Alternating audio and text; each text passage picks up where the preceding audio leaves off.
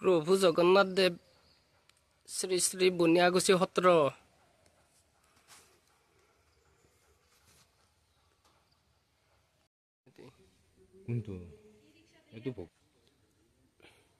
এই শিল পাঁচটা জগন্নাথ প্ৰভু দেৱৰ দিনৰে ন কৃষ্ণ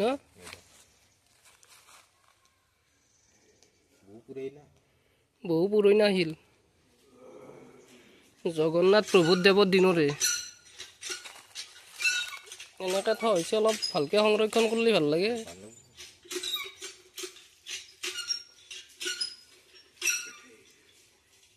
তো হেৰু দা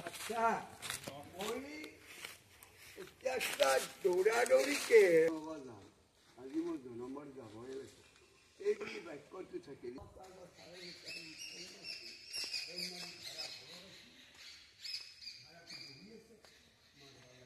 মহাপুৰুষ কাকে কৰ্তানে সেৱা কৰি বুলিবই আহিবি যদি আমাৰ এই 500 বছৰ আগৰ শিল এটা এনেকে থৈ দিয়া হৈছে সংৰক্ষণ কৰি এইবিলাক মহা সত্য আৰু সত্যৰ প্ৰতীকবিলাক কোনো মুচিব নোৱাৰে যিমান বা ৰাম মছজিদৰ কাৰণে লাগি তুষাৰ মহাযুদ্ধ বিশ্বত ভাৰতত এই মহা সন্ত্ৰাসক মাজতো জয় কিন্তু ভাৰতৰে ভাৰত বৰিষে স্বয়ং ভগৱান কৃষ্ণৰ দেশ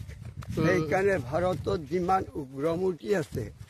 তেওঁলোকে পৰাজয় ভাৰতক কৰিব নোৱাৰে শক্তি স্বয়ং ভগৱান ঈশ্বৰৰে সেইকাৰণে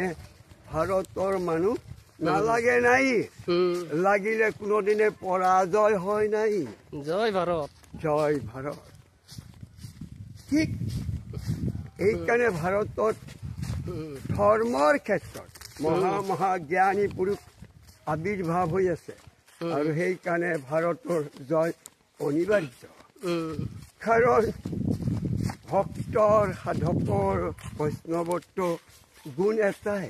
জীৱৰ কল্যাণ মনুষ্যৰ মংগল নৰতনুৰ শান্তি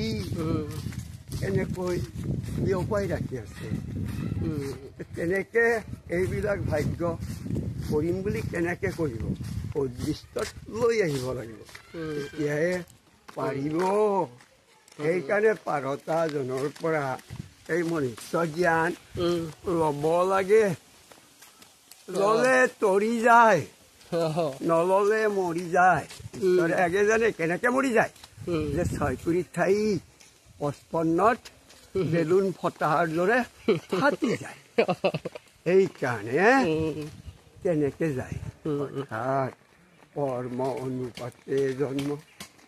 কৰ্ম অনুপাতে মৃত্যু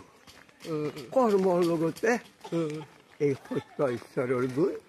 মিলিত ইয়াৰ বাহিৰে সত্য জগতত দেখুৱাব পৰা বিহে নাই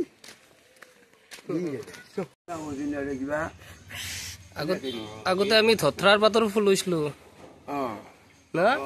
কৈছিলো বেলুন হৈ যায় বেলুন হৈ যায় ভাল লাগে খেলো আৰু কি দিছা চেম্পু খেলছিলি না যোৱা খেলছা তোন তোন খেলা নাই এতিয়া এই ভাত আঞ্জা ৰান্ধি থাক দে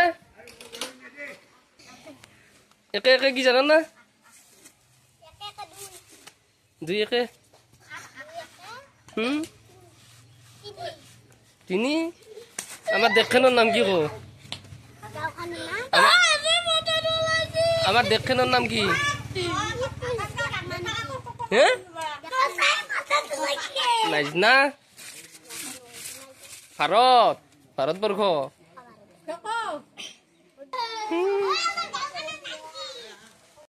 দেখাব পাৰিম তাক ডাঙৰ